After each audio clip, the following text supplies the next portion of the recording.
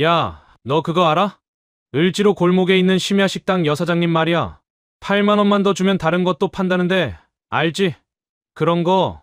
함께 건설 현장에서 일하는 동료가 무심코 던진 그 한마디에 담배에 불을 붙이던 60대 남자의 손이 순간 멈췄습니다.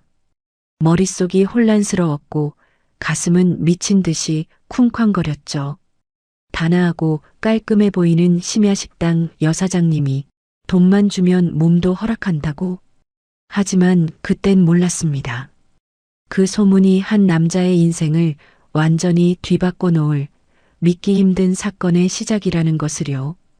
그리고 그 소문 뒤에 숨겨진 놀라운 진실이 기다리고 있다는 것도 지금부터 상상조차 할 수 없는 충격적인 반전의 이야기를 들려드리겠습니다. 본격적으로 시작하기 전에 영상 오른쪽 아래 구독, 좋아요 눌러주세요. 모두 무료입니다. 올해 67세가 된 박태식은 40년이 넘도록 함께 살아온 아내와 성격 차이로 3년 전 이혼했습니다.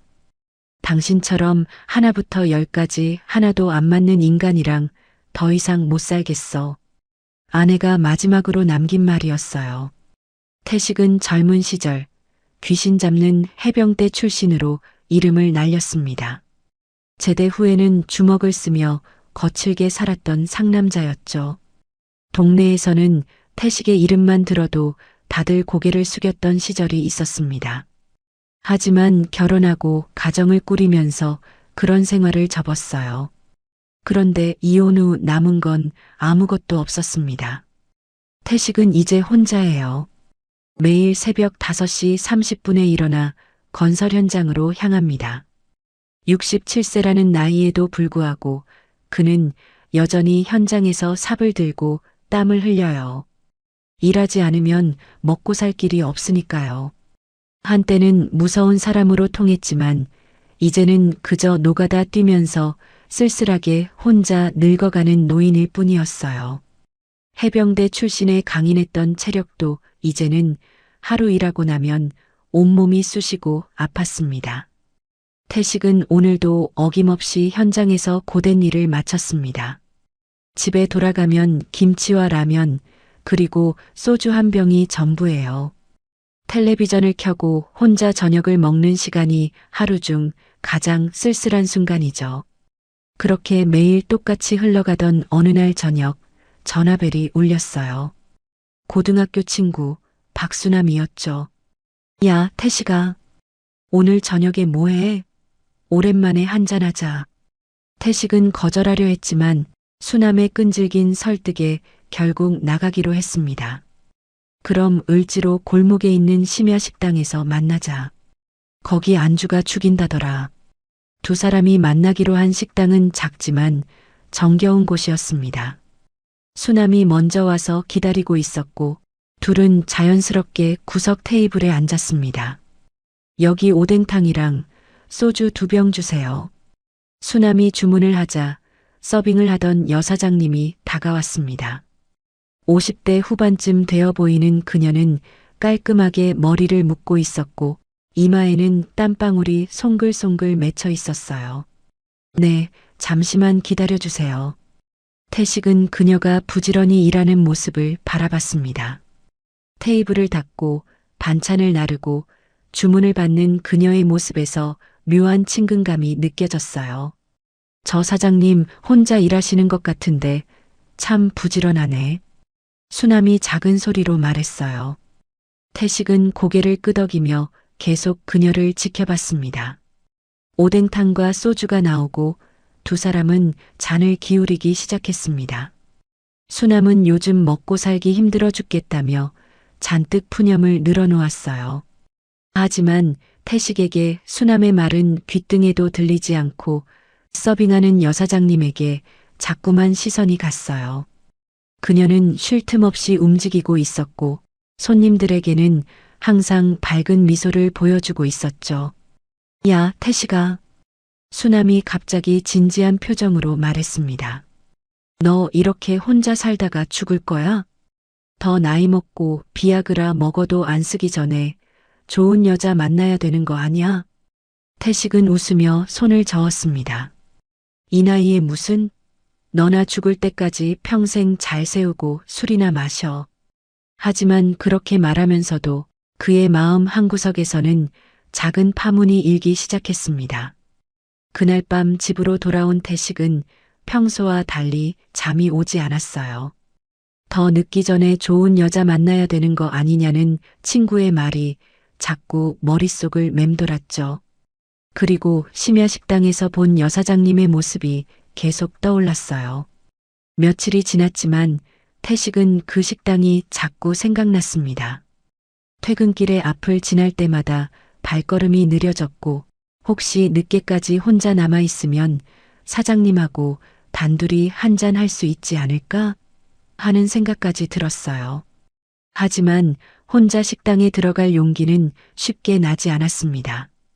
일주일 후 금요일 저녁, 태식은 현장 일을 마치고 집으로 향하고 있었어요. 그런데 발걸음이 자연스럽게 그 심야 식당 앞에서 멈췄습니다. 유리창 너머로 보이는 따뜻한 불빛과 사람들의 웃음소리. 망설이고 또 망설이다가 태식은 결국 문을 밀고 들어갔습니다. 어서 오세요.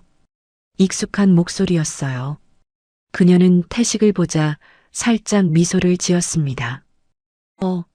지난번에 오셨던 분이죠? 오늘은 혼자 오셨어요? 태식은 얼굴이 약간 붉어지며 대답했습니다. 네, 그냥 혼자 한잔 하려고요. 구석 테이블에 앉은 태식에게 그녀가 물수건과 반찬을 가져다 주었습니다. 어떤 걸로 드시겠어요? 꼼장어랑 참이슬 한 병 주세요. 네, 잠시만 기다리세요. 그녀가 주문을 받고 돌아서자 태식은 혼자 소주를 마시며 그녀의 일하는 모습을 지켜봤습니다. 손님들을 대하는 모습에서 진심 어린 친절함이 느껴졌어요. 밤이 깊어가고 사람들이 하나둘씩 자리를 떠났습니다. 태식도 계산을 하려고 일어섰는데 그녀가 다가와서 말했어요. 다시 찾아주셔서 감사해요. 다음에 또 오세요. 집으로 돌아가는 길, 태식의 발걸음은 평소보다 가벼웠습니다. 오랜만에 누군가와 따뜻한 기운을 나눈 기분이었어요. 그녀의 친절한 미소가 자꾸만 생각났습니다.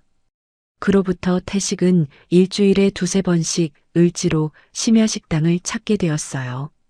꼼장어와 참이슬 한 병, 항상 같은 자리에 같은 메뉴였죠. 그녀도 태식을 단골 손님으로 알아보게 되었고 바쁜 와중에도 그에게는 특별히 신경을 써주었습니다. 오늘도 오셨네요?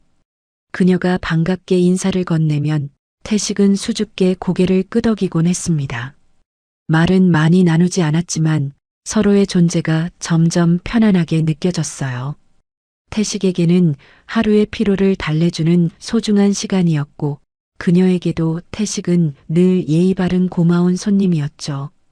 그런데 며칠 뒤 태식은 동료에게서 충격적인 소문을 듣게 되었습니다. 야, 너 요즘 일 끝나고 을지로 골목에 있는 심야식당 자주 간다며? 건설 현장에서 함께 일하는 김 반장이 어깨를 툭 치며 말했어요. 응, 가끔 가. 근데 그건 왜? 그 식당 사장님 말이야. 단골 남자 손님한테 다른 것도 판대. 무슨 말인지 알지? 순간 담배를 입으로 가져가던 태식의 손이 멈췄습니다. 뭐? 그게 무슨 말도 안 되는 소리야? 태식이 놀라며 되묻자 김 반장이 주위를 둘러보더니 목소리를 낮췄습니다. 남자 손님이 늦게까지 혼자 남아있으면 단둘이 술 마시다가 돈만 좀 쥐어주면 식당 문 잠그고 주방에서 그것까지 다 해준대. 얼마랬더라? 8만 원만 주면 된다던데? 태식은 귀를 의심했습니다. 언제나 성실하고 단아해 보이는 여사장님이 밤에 몸을 파는 일을 한다는 게 도무지 믿기지 않았죠. 말도 안 돼. 혼자서 식당하는 분이 무슨 그런 일을 해? 괜히 헛소문 퍼뜨리지 마. 헛소문이 아니야. 밤늦게 손님이랑 같이 나가는 걸 봤다는 사람도 있고 알만한 사람들은 다 알아. 태식은 즉시 반박했지만 마음 한구석이 불편해졌습니다. 그동안 그렇게 친절하게 대해주던 것도 혹시 그런 걸 노리고 한 행동이었을까? 집으로 돌아오는 길에 태식은 계속 그 생각만 맴돌았습니다. 이제는 그녀의 환한 미소마저 의심스럽게 느껴졌어요. 혹시 그동안 순진하게 속고 있던 건 아닐까 하는 생각도 들었고요. 그런데 이상했습니다.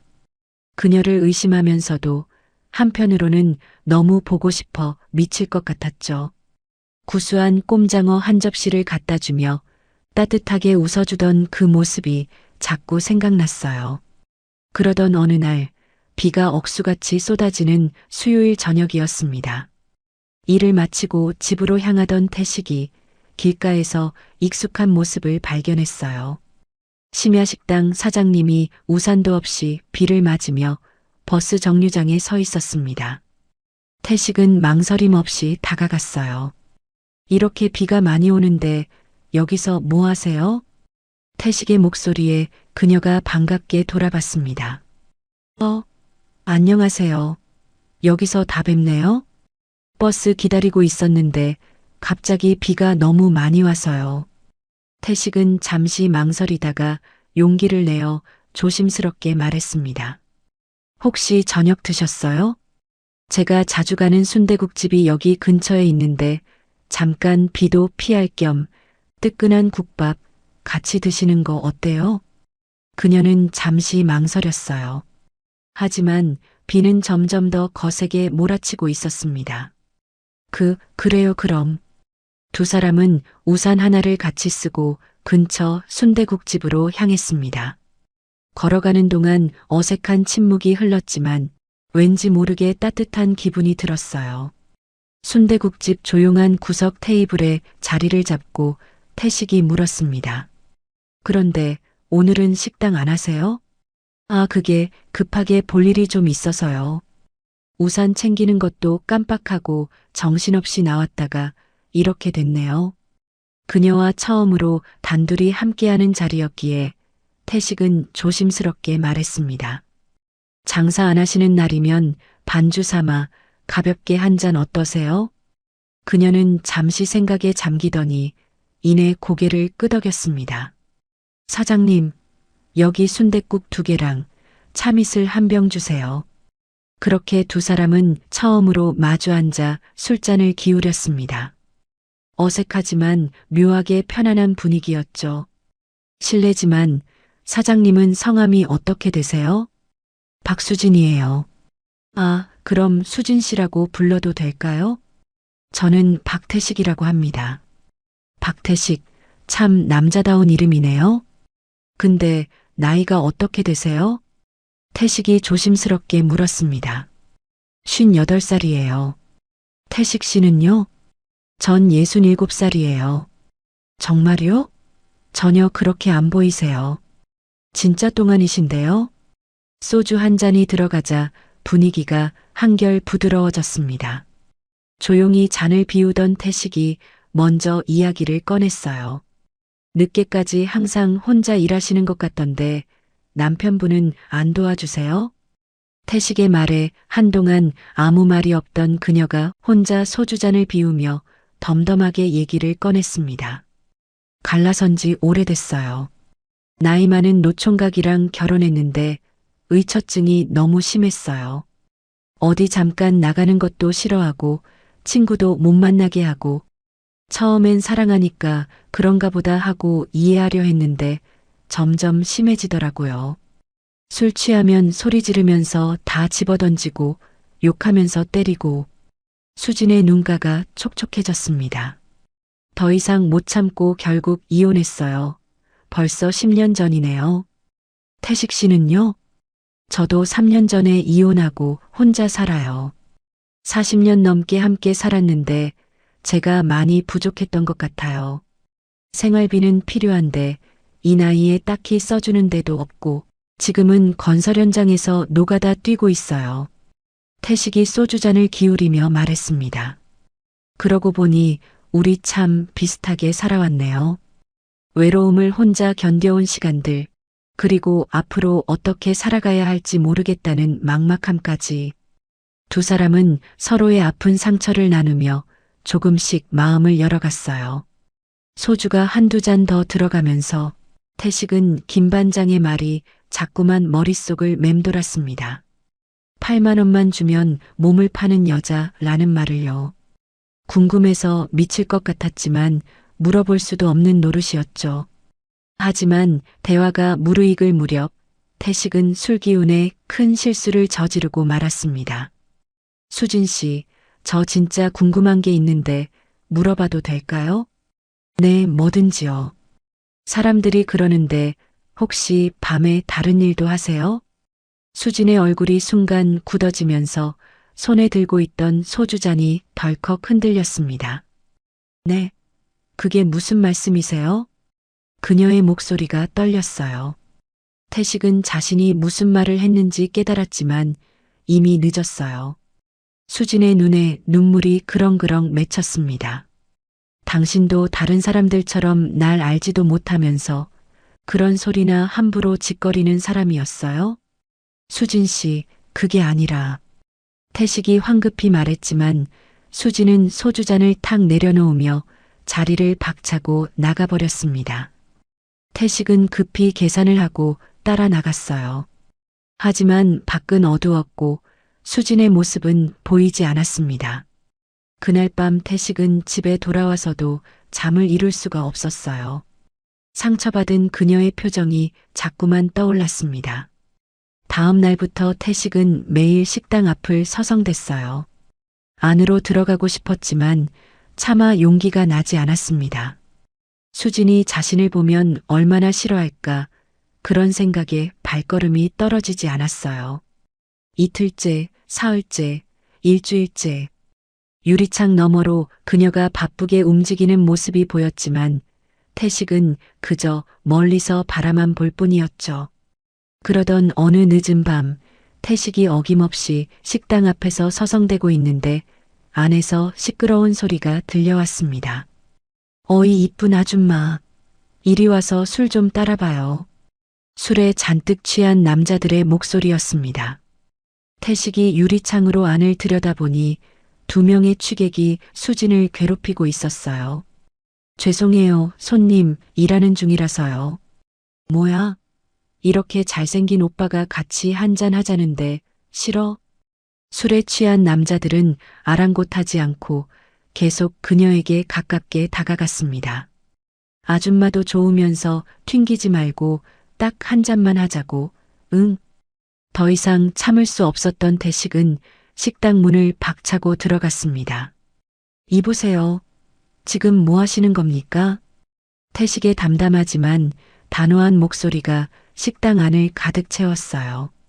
술에 취한 남자들이 돌아보며 태식을 위아래로 훑어봤습니다. 뭐야, 당신이 뭔데 나서? 이 아줌마 애인이야? 괜히 일하는 분 괴롭히지 마시고 나이도 먹을 만큼 처먹었으면 나이값 좀 하시죠? 그의 단호한 눈빛에는 조금도 흔들림이 없었습니다. 술 취한 남자 중 하나가 태식에게 다가왔어요. 이봐 당신, 우리가 기분 좋게 마시겠다는데 왜 참견이야? 나 해병대 나왔으니까 비 오는 날 먼지나게 처맞기 싫으면 조용히 술이나 먹고 가세요.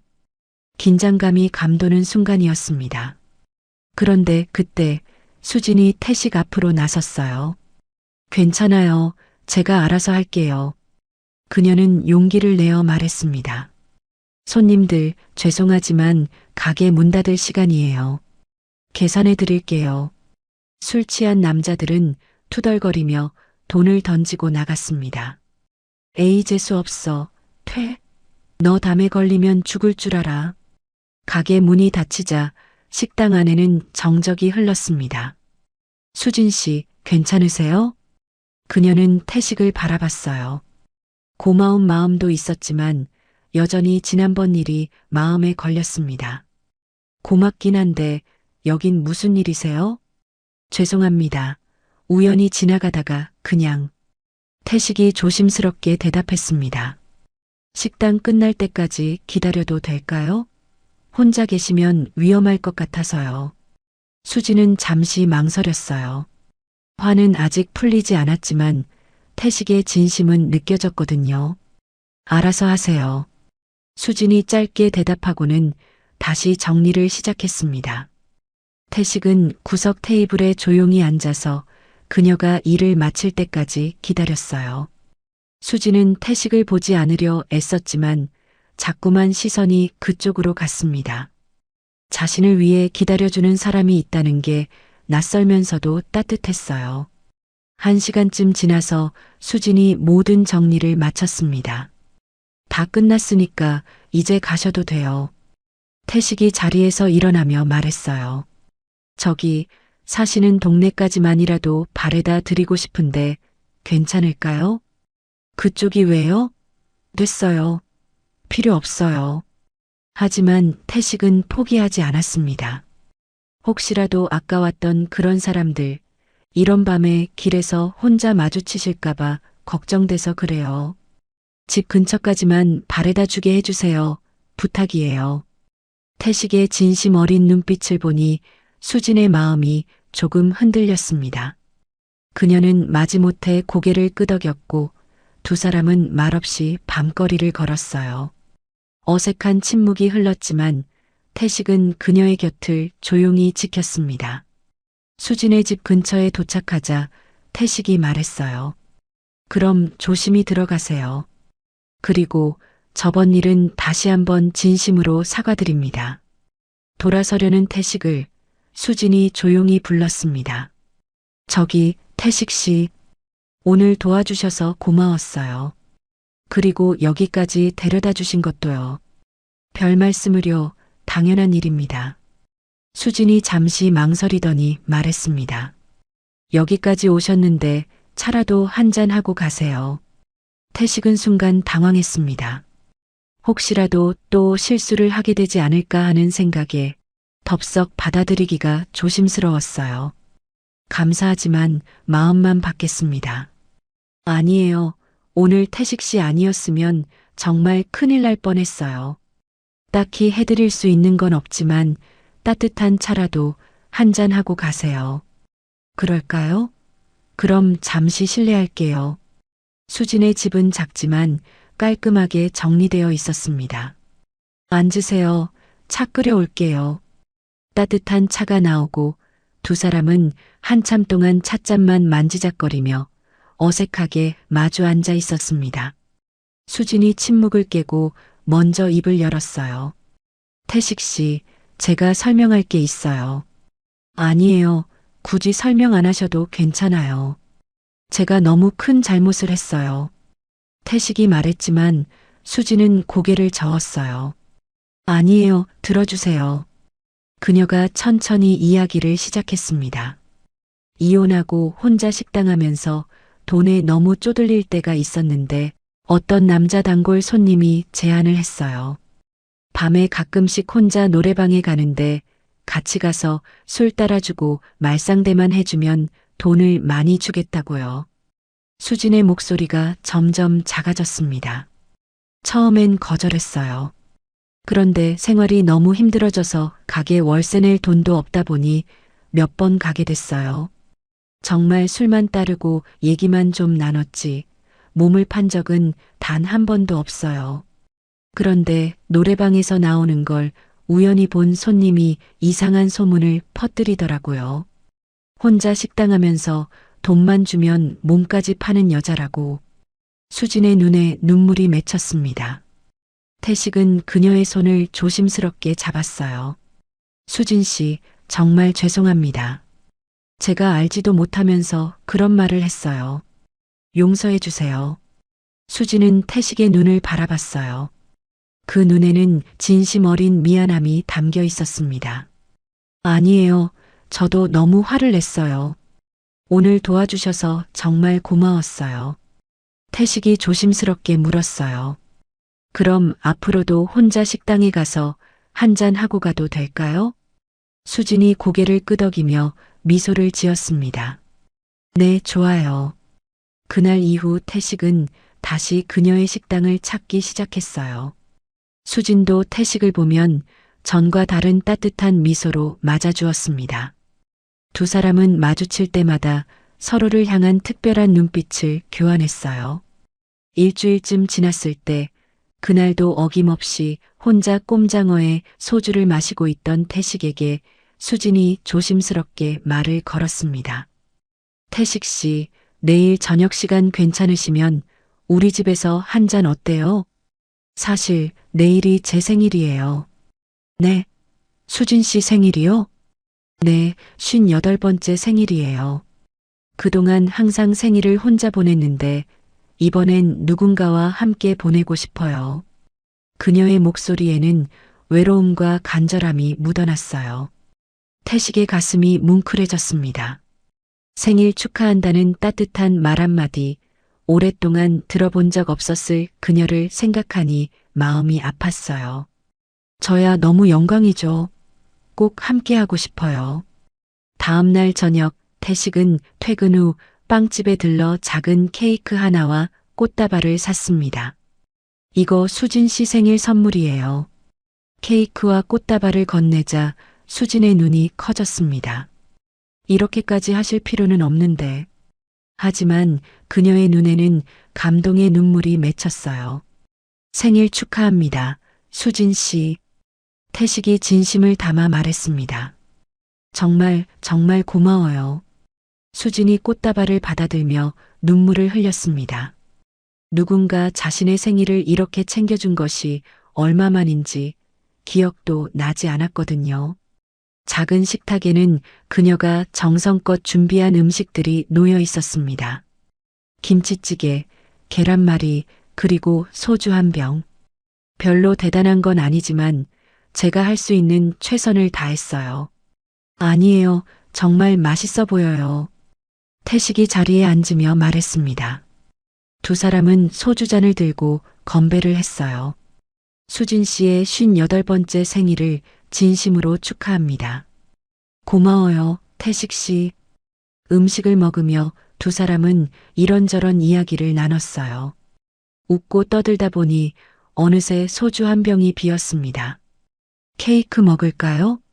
수진이 케이크를 꺼내며 말했어요. 태식이 촛불을 켜주었습니다. 소원 빌고 불 끄세요. 수진은 눈을 감고 무언가를 빌었어요. 그리고 촛불을 불었습니다. 무슨 소원 빌었어요? 비밀이에요. 말하면 안 이루어진다잖아요. 수진이 장난스럽게 웃으며 대답했습니다.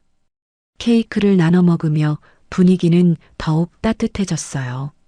태식 씨, 오늘 정말 행복해요. 이런 생일은 처음이에요. 저도 수진 씨와 특별한 날 함께 할 수 있어서 너무 행복해요. 두 사람의 눈이 마주쳤습니다. 말하지 않아도 서로의 마음을 알 것 같았어요. 태식 씨, 저 고백할 게 있어요. 네, 말씀하세요. 사실 저 요즘 태식 씨가 자꾸 생각나요. 식당에서 일할 때도, 집에 혼자 있을 때도 태식의 가슴이 두근거렸어요. 저도 그래요. 현장에서 일할 때도, 밤에 잠들기 전에도 수진 씨 생각이 나요. 두 사람은 서로를 바라보며 잠시 침묵했습니다. 그때 수진이 먼저 다가와서 태식의 손을 잡았어요. 태식 씨. 태식도 수진의 손을 꼭 잡았습니다. 오랜만에 느껴보는 따뜻한 체온이었어요. 두 사람은 그렇게 서로를 바라보며 천천히 가까워졌습니다. 수진이 태식의 어깨에 살며시 기댔어요. 이렇게 누군가 옆에 있는 게 얼마만인지 모르겠어요. 태식은 조심스럽게 그녀의 어깨를 감쌌습니다. 저도 마찬가지예요. 이런 감정을 다시 느끼게 될 줄은 몰랐어요. 태식은 천천히 몸을 숙이며 그녀에게 조심스럽게 키스했습니다. 오랜만에 느껴보는 따뜻하고 부드러운 감촉이었어요. 수진도 태식의 품에 안기며 그 순간에 몸을 맡겼습니다. 두 사람은 서로를 꼭 끌어안으면서 깊고 간절한 마음을 나누었어요. 태식은 수진의 손을 부드럽게 잡고 천천히 일어섰습니다. 그녀도 태식의 손을 잡고 침실로 향했어요. 밖에서는 겨울바람이 불고 있었지만 방 안은 따뜻했습니다. 67세의 태식과 58세의 수진. 두 사람은 그날 밤 각자의 외로움을 서로의 온기로 달래주었어요. 나이가 들어서 만난 사랑이었지만 그래서 더욱 소중하고 간절했습니다. 두 사람의 마음속에는 오랫동안 잊고 있던 따뜻한 봄이 다시 찾아온 것 같았죠. 다음 날 아침 태식은 수진의 곁에서 눈을 떴어요. 오랜만에 느껴보는 평온한 아침이었습니다. 수진도 잠에서 깨어 태식을 바라보며 수줍게 미소를 지었어요. 잘 주무셨어요? 네, 정말 오랜만에 푹 잤어요. 아침 드시고 가세요. 수진이 부엌에서 간단한 아침을 준비했어요. 계란 후라이와 김치찌개, 그리고 따뜻한 밥. 태식에게는 오랜만에 누군가가 차려준 정성스러운 식사였죠. 정말 맛있어요. 집밥이 이렇게 그리울 줄 몰랐어요. 그날부터 태식과 수진은 특별한 사이가 되었습니다. 연인이라고 말하기엔 나이가 많았지만 서로를 향한 마음만큼은 누구보다 뜨거웠어요. 주말이면 두 사람은 동네 시장을 돌아다니며 장을 보고 공원을 산책하고 수진의 집에서 함께 요리를 해서 먹기도 했습니다. 소소하지만 따뜻한 행복이었어요. 수진 씨 손 참 따뜻하네요. 태식이 그녀의 손을 꼭 잡으며 말했습니다. 태식 씨 손도요. 두 사람은 공원 벤치에 앉아 겨울 햇살을 즐기고 있었어요. 태식 씨, 저 정말 행복해요. 이 나이에 이런 마음을 느낄 수 있을 줄 몰랐어요. 수진이 태식의 어깨에 기대며 말했습니다. 저도 그래요. 수진 씨 만나고 나서 매일매일이 기다려져요. 하지만 행복했던 순간도 잠시 예상치 못한 위기가 찾아왔습니다. 태식이 평소처럼 식당을 찾았는데 가게 앞에 경찰차가 서 있었어요. 순간 태식의 가슴이 철렁 내려앉았습니다. 무슨 일인가요? 태식이 경찰관에게 물었습니다. 폭행 신고가 들어왔습니다. 피해자분은 병원으로 이송됐고요. 태식은 머리가 하얘졌어요. 혹시 피해자분이 수진 씨, 박수진 씨 맞나요? 네, 맞습니다. 아시는 분이세요? 네, 제 아내 될 사람입니다. 어느 병원으로 갔나요? 태식은 급히 병원으로 달려갔어요. 응급실에서 수진을 찾았을 때 그녀는 온몸에 피멍이 들고 만신창이가 된 모습이었습니다. 수진 씨. 수진은 태식을 보자 눈물을 흘리기 시작했습니다. 태식 씨, 이런 모습 보여드려서 죄송해요. 무슨 일이에요? 누가 이런 짓을? 전 남편이요. 갑자기 나타나서 같이 살자고 하더니 제가 거절하니까. 수진이 힘겹게 말했어요. 태식은 그녀의 손을 잡으며 눈물을 흘렸습니다. 제가 지켜드리지 못해서 죄송해요. 정말 죄송해요. 아니에요. 태식 씨 잘못이 아니에요. 그 사람이 술에 잔뜩 취한 채로 식당에 와서 난동을 부렸어요. 다시 같이 살자고, 안 그러면 여기서 같이 죽어버리자고 소리를 지르면서 때렸어요. 태식은 수진의 이야기를 들으며 주먹을 꽉 쥐었습니다. 그 사람 지금 어디 있어요? 경찰이 오기 전에 도망갔어요. 하지만 분명 다시 찾아올 거예요. 그녀가 불안한 표정으로 말했습니다. 그날부터 태식은 건설 현장 일도 그만두고 병원에서 수진을 돌봤어요. 한시도 곁을 떠나지 않고 식사 챙기기, 약 먹이기까지 모든 것을 도맡아 했습니다. 태식 씨, 일 안 가도 돼요? 지금은 일보다 수진 씨가 더 중요해요. 태식은 낮에는 그녀를 정성스럽게 돌보고 밤에는 병실 의자에서 잠을 청했습니다. 태식의 정성스러운 간병 덕분에 수진은 빠르게 회복해 갔어요. 어느 날 새벽 수진이 잠든 태식을 바라보고 있었습니다. 의자에 기댄 채로 잠들어서 목이 아플 텐데도 자신을 위해 곁을 지켜주는 태식이 너무 고마웠어요. 수진은 조용히 속삭였습니다. 저한테 이렇게까지 잘해주시는 분은 태식 씨가 처음이에요. 한 달 후 드디어 수지는 퇴원할 수 있게 되었습니다. 하지만 전 남편이 언제 또 나타날지 몰라 혼자 집에 있기가 무서웠어요. 수진 씨, 괜찮으시면 제가 수진 씨 집에서 당분간 같이 지내도 될까요? 혼자 계시면 위험하잖아요. 그렇게 둘은 수진의 집에서 함께 지내게 되었어요. 태식이 일을 나가면 수진은 집안일을 하고 저녁에 돌아오면 같이 식사를 하면서 마치 오래된 부부처럼 편안한 시간이었죠. 하지만 평온했던 시간도 잠시 예상치 못한 위기가 찾아왔어요. 어느 날 저녁 태식이 일을 마치고 수진의 집으로 향하고 있을 때였습니다. 술에 취한 남자 한 명과 험상궂게 생긴 건달 두 명이 수진의 집 문을 두드리며 소리를 지르고 있었어요. 바로 수진의 전 남편 영춘이 건달들을 데리고 찾아온 거였습니다. 야, 박수진. 나와. 얼른 나오라고. 안 나오면 문 부숴버린다. 태식은 재빨리 그들에게 다가갔어요. 지금 뭐 하시는 겁니까? 태식의 단호한 목소리에 세 사람이 돌아봤습니다. 이 영감탱이는 뭔데 참견이야? 건달 중 하나가 태식을 위아래로 훑어보며 말했어요.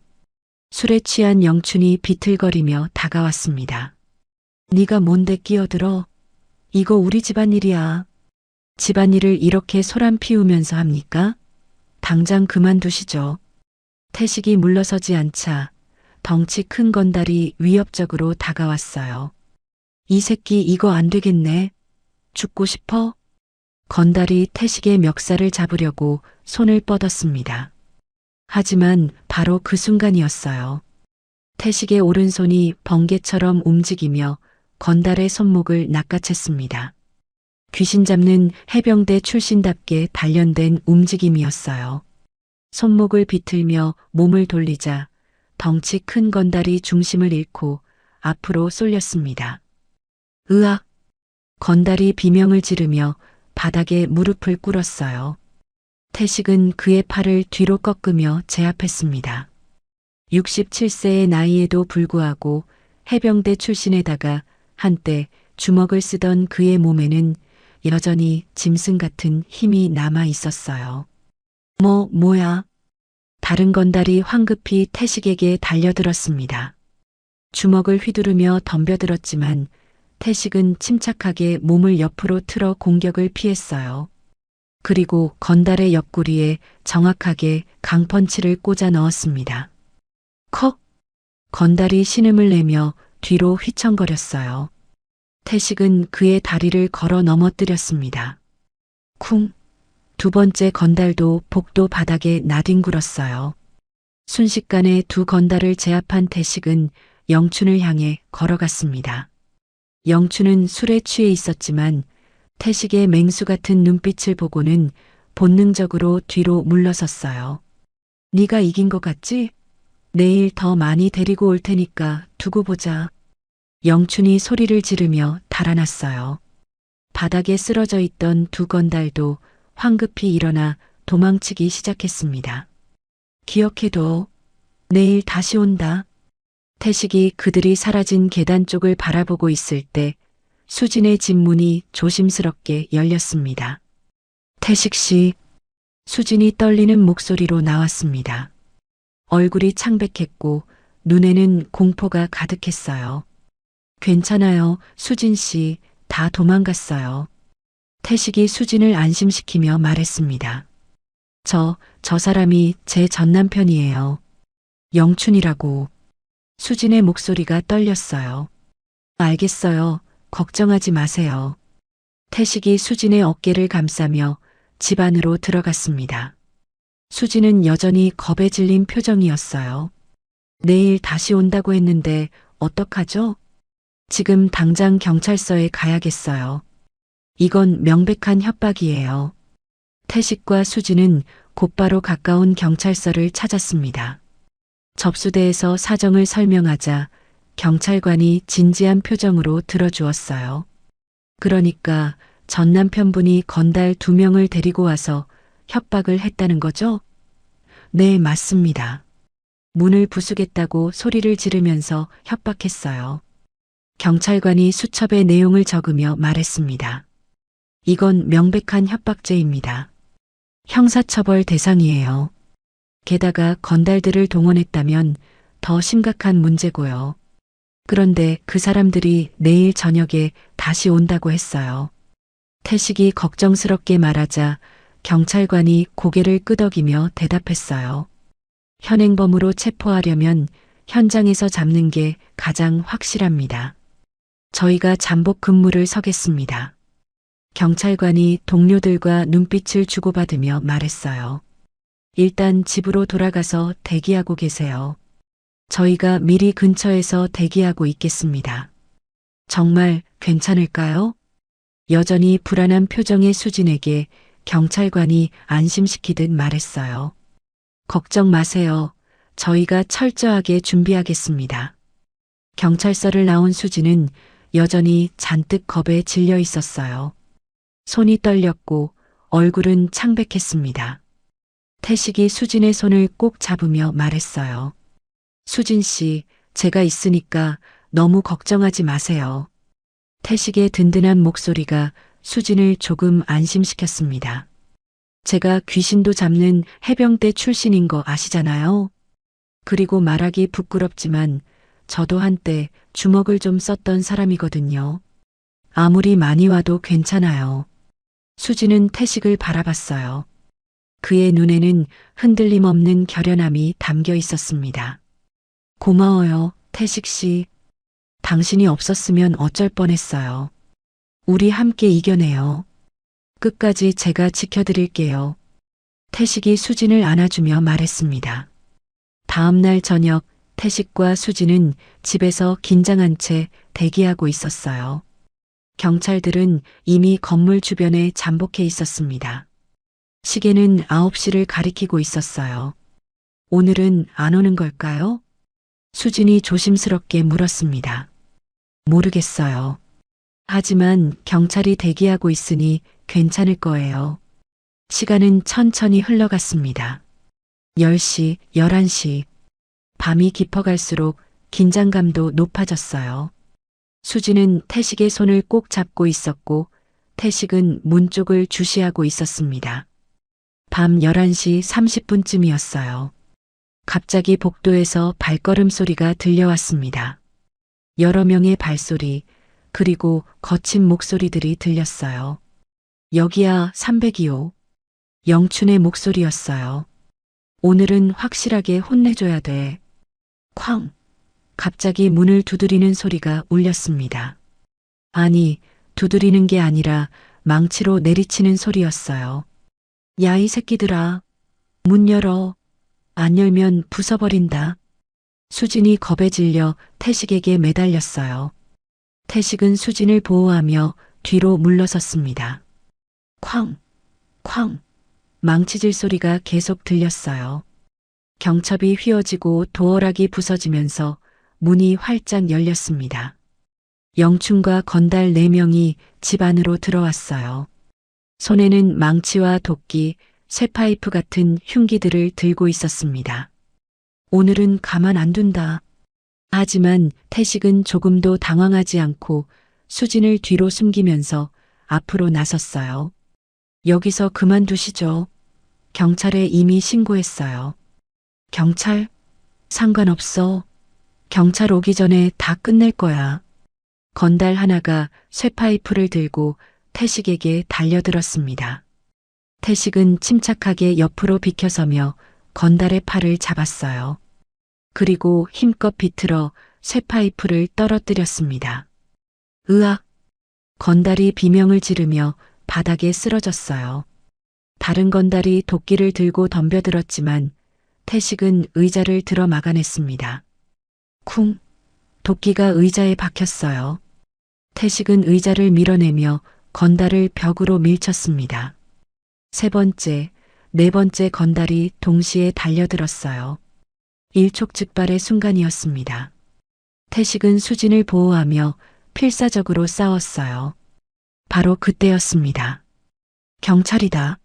다들 움직이지 마. 현관문 밖에서 경찰들이 우르르 들어왔어요. 잠복해 있던 경찰들이 완벽한 타이밍에 들이닥친 거였습니다. 손들어.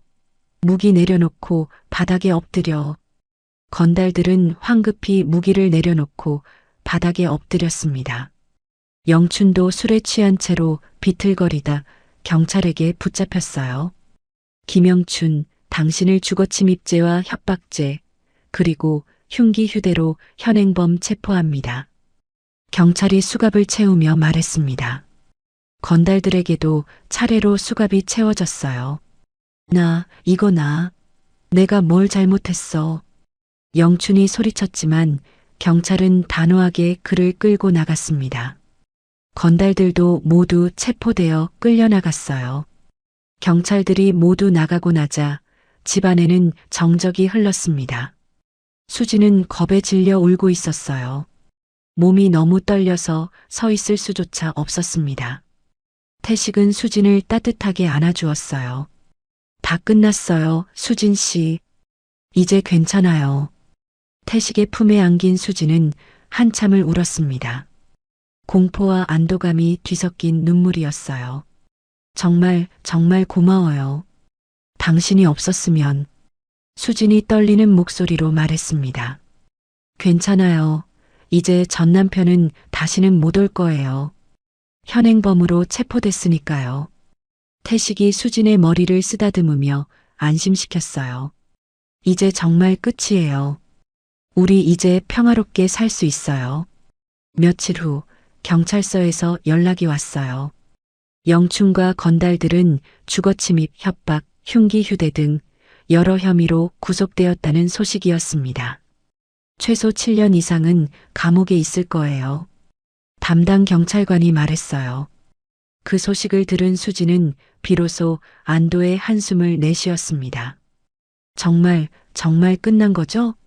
네, 이제 정말 끝났어요. 태식이 수진의 손을 꼭 잡으며 대답했어요. 그날 밤 수진은 태식에게 조용히 말했습니다. 태식 씨, 저 이제 식당 그만두려고 해요. 왜요? 태식이 놀라며 물어봤어요. 그곳에 있으면 자꾸 나쁜 기억들이 떠올라요. 헛소문도 그렇고 전 남편이 찾아온 것도 그렇고. 수진이 씁쓸하게 웃으며 말했습니다. 완전히 새로운 시작을 하고 싶어요. 태식은 잠시 생각하다가 입을 열었어요. 그럼 그 새로운 시작, 저랑 함께 하실래요? 수진이 놀란 눈으로 태식을 바라봤습니다. 제 집으로 오세요. 우리 함께 살아요. 태식이 진지하게 말했어요.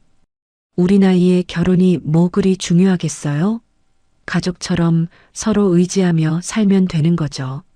수진의 눈에 눈물이 맺혔어요. 정말 괜찮을까요? 물론이죠. 저도 혼자 사는 게 너무 외로웠어요.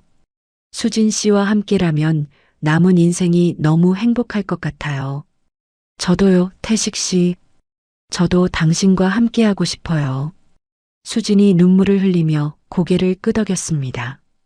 두 사람은 서로를 꼭 안았어요.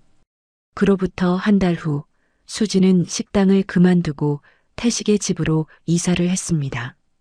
태식의 집은 수진의 원룸보다 조금 넓었지만 정리가 잘 안 되어 있었어요. 제가 깔끔하게 정리해 볼게요. 수진이 팔을 걷어붙이며 말했습니다. 며칠에 걸쳐 수진이 집을 정리하자 집은 완전히 새로워졌어요.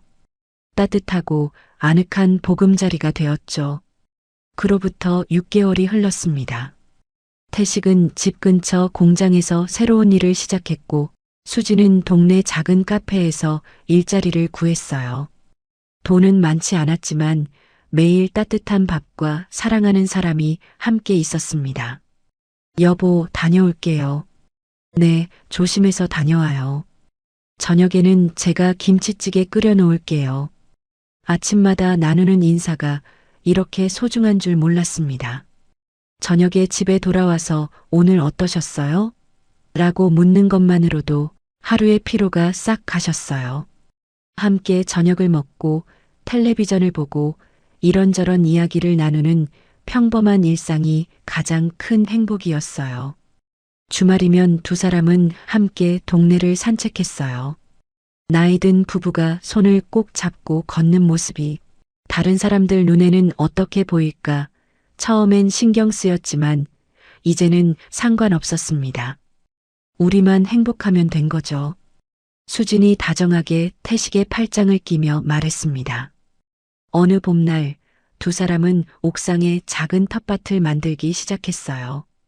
여보, 우리 상추랑 깻잎 키워볼까요? 좋아요. 토마토도 심어보고 싶어요.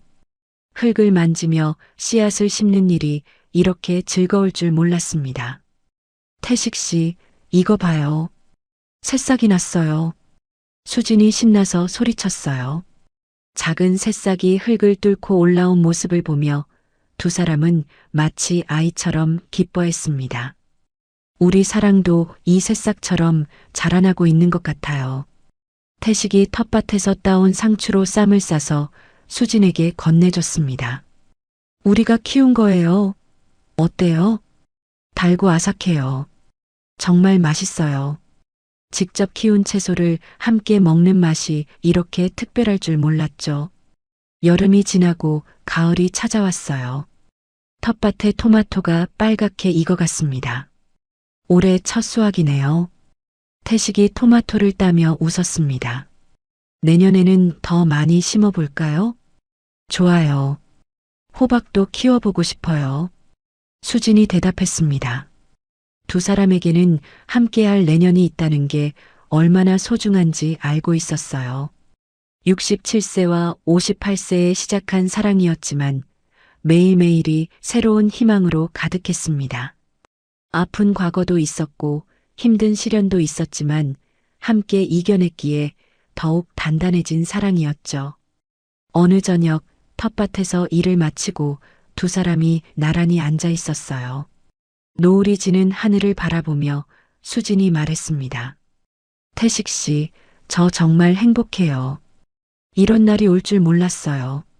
저도 그래요. 수진 씨 만나고 나서 인생이 달라졌어요. 태식이 수진의 어깨에 기대며 대답했어요. 아픈 일도 있었지만 그 덕분에 우리가 더 가까워진 것 같아요.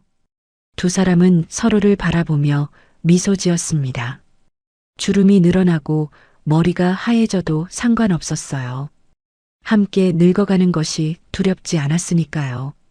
67세 태식과 58세 수진. 늦게 시작한 사랑이었지만 그래서 더욱 소중하고 간절했습니다. 여러분, 사랑은 언제 시작해도 늦지 않습니다. 가장 아픈 시절 함께할 누군가가 있다는 것, 그 자체로 기적이 아닐까요? 그리고 그 기적은 나이와 상관없이 우리 모두에게 찾아올 수 있습니다. 혹시 지금 외로우신가요? 사랑은 이제 끝났다고 생각하고 계신가요? 태식과 수진의 이야기처럼 황혼에도 봄은 온다는 것을, 사랑에는 정말 나이가 없다는 것을 부디 잊지 않으셨으면 좋겠습니다. 여러분의 생각을 자유롭게 댓글로 남겨주세요. 영상이 도움이 되셨다면 좋아요와 구독 부탁드리고요. 주변에 비슷한 경험을 하신 분이 계시다면 이 영상을 공유해주세요. 다음에도 더 좋은 이야기로 찾아뵙겠습니다. 시청해주셔서 감사합니다.